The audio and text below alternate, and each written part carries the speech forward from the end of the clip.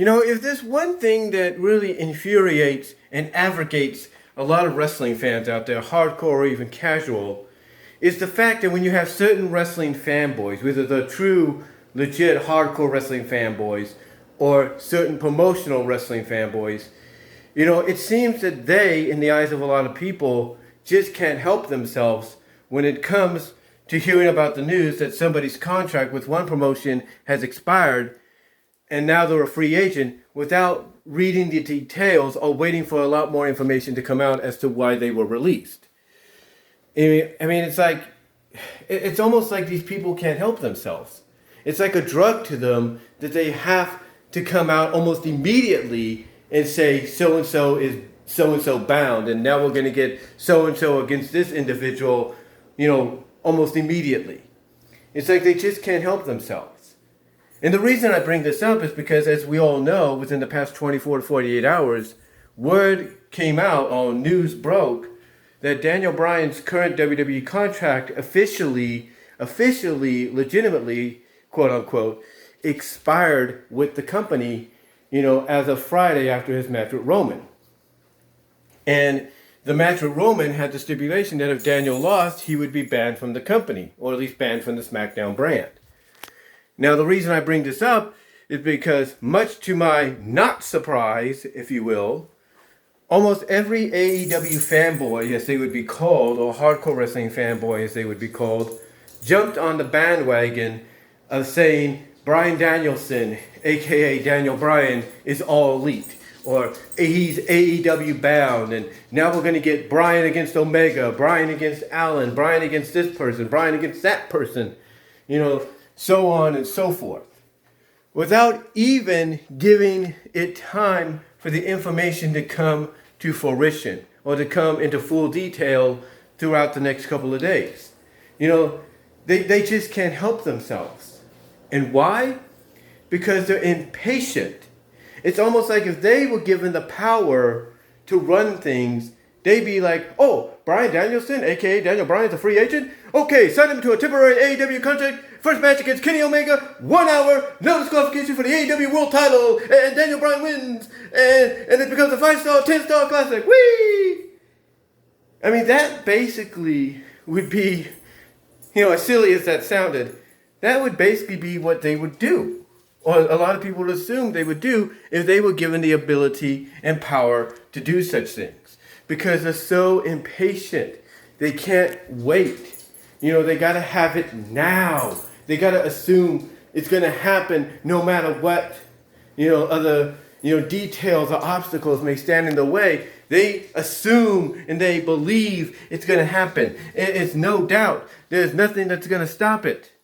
And you can argue with them till you're blue in the face, but they're going to say, nope, you're wrong, it's going to happen. Don't you understand? He's going to go all elite. He's going to show up on Dynamite tonight. He's going to challenge Omega. Yes, he is.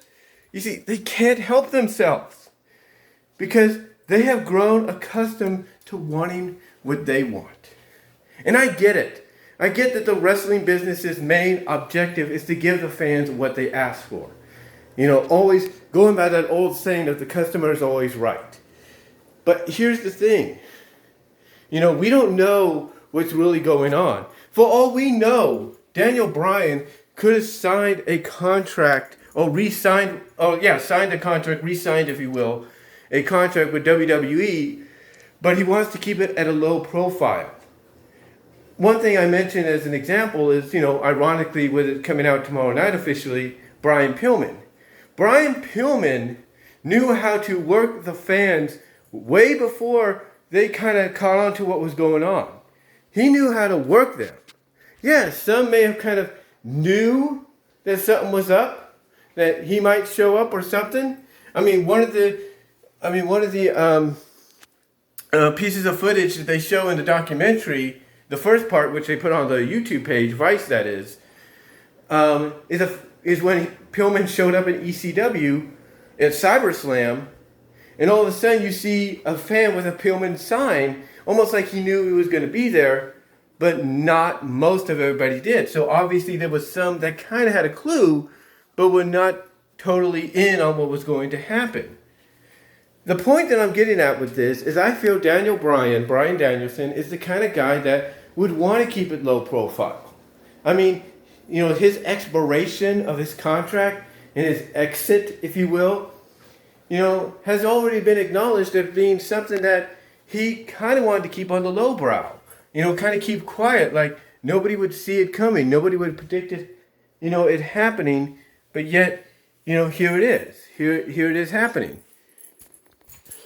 Like I said, nobody would predict it happening, and yet here it is happening. Unexpected, out of nowhere, much to everybody's surprise.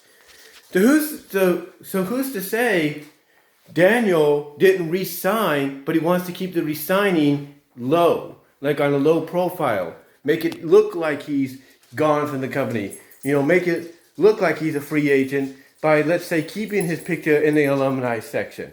Who's to say it's not a work, and it's a very good work? Who's to say that they won't, bait and switch us, and in 2 days he shows up on SmackDown, old school SmackDown, and he says, yeah, you did get rid of Daniel Bryan, but you didn't say anything about Bryan Danielson or Bryan Daniels, whatever they call him next, to kind of connect to his real name or to his name that he had in WWE the first time around. So, who's to say they won't do something like that and none of us would see it coming? Because we're all assuming one thing over the other. Or these fans, as I would put it, are assuming one thing over the other because they're believing that he's a free agent and now he's going to be AEW bound, that it's no doubt, it's not in question. This, again, is why AEW gets such, a negative rep sometimes. Not just because of the numerous factions that they have, the 10 or 12, 13 factions that they have. No. I'm talking along the line, or the flips and the kicks and the dives and all that. No. Or the lack of promotion behind the women's division, which they are now finally starting to build up. It's the fact, what really is, giving them this negative rep, besides some of that, is number one, numero uno, in my opinion, is the fact that a lot of fans assume someone's going to jump to AEW once their contract is up with either WWE, Impact Wrestling, MLW, New Japan, AAA. They all assume this. Heck, when Andrade was finally released with a no non-compete clause, excluded. In other words, he was free to wrestle almost immediately for anybody else. The moment that happened, a lot of people jumped on the Andrade to, AEW, Andrade against Omega for the AEW title. Yeah, they're going to get Andrade and Omega at Triple Mania this year. Don't get me wrong. That's already signed, sealed, and delivered, it looks like.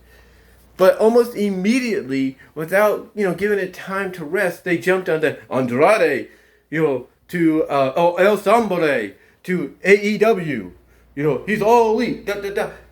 Without getting any details. Heck, even when Charlotte disappeared for a while due to COVID and other situations, a lot of people assume, Charlotte's gone from WWE. Charlotte is all elite. It's like they couldn't help themselves. And this is what advocates. This is what frustrates. This is what angers fans towards AEW. Not the fact that AEW is trying to be that alternative wrestling company that everybody wants, that gives people a different experience than what they see with WWE. No, not just, it's not that. Like I said, the number one numero uno thing is the fans that assume almost immediately that someone's going to head there and be all elite. All because they want their matches. Without thinking, ladies and gentlemen, that may not be the case. And you wonder what the main negative problem with AEW is? It's not, the factions. It's not the lack of a women's division. It's not the flips and the kicks, It's none of that.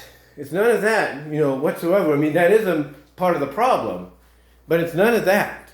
What the number one thing is in the eyes of those that love AEW, but not to the extent that others do, it's the fanboys, it's the fangirls, it's the overall fan base. Not just for AEW, but for hardcore wrestling, IWC, YWC wrestling community in general. That's what frustrates them. That's what aggravates them. Because these fans don't give it time to settle in and realize, hey, I would like this person to be all elite, but let's see what happens. Instead, they're like, all elite, all elite, all elite. They don't give it time to rest. They don't give it time to rest. They need to not, immediately assume somebody's going to jump to AEW because they want their matches. Like I said earlier, as an example, a silly example, but an example, if these fans had the power to control wrestling, they'd be like, Daniel Bryan against Kenny Omega, 1 hour, no disqualification, false count, anyway, flips the kick, whee! If they had the power, they would do that, and a lot of AEW, a lot of people that are fans of, are down-to-earth fans, casual fans, legitimate wrestling fans of AEW would agree that if those other fans had that ability to do so, they would. But overall, in the end, what they need to understand is not everything, is going to go a certain way that they want. I mean, for all they know, like I said, Daniel could have resigned, but he's keeping it on low profile, if you will. He's keeping it on low profile so that it doesn't get out that he's back with the company.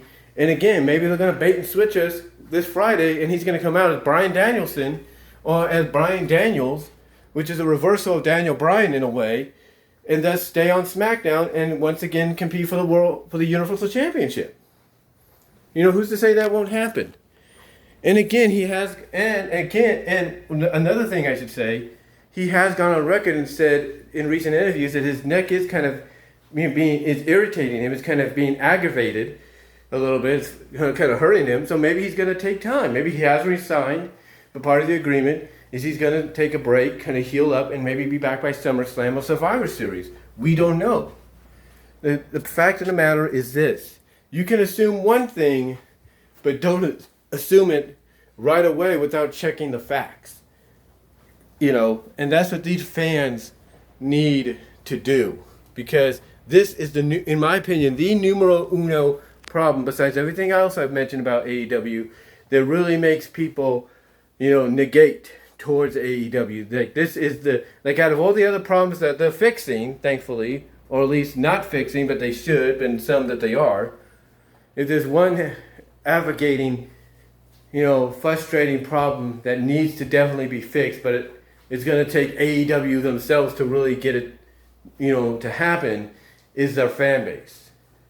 It's the AEW brass that's going to have to come out and say, look, we know so-and-so's all, so-and-so is, a free agent in wrestling now, but, he has not yet signed with us, and we don't know. He might resign with his former promotion. So AEW needs to be the ones that fix this situation, because these fanboys are getting out of control. Like I said, it's not even 24, 48 hours into the news breaking, that Daniel's contract is legitimately expired after his match with Roman, and now all of a sudden these people are like, he's all elite, AEW bound, all elite, AEW bound. And this is something that really needs to stop. And people like Just Alex, Solomonster, OTRS Central, I think they would all agree. Even JD from NY would agree. As great as it would be for Bryan Danielson to show up in AEW, let's not assume something before all the information is brought to the table. So, let me know what your thoughts are. Is this one of the things, if you're a fan of AEW, that frustrates you the most about it? Let me know down below in the comments in a live chat during the premiere, and I will talk to y'all later.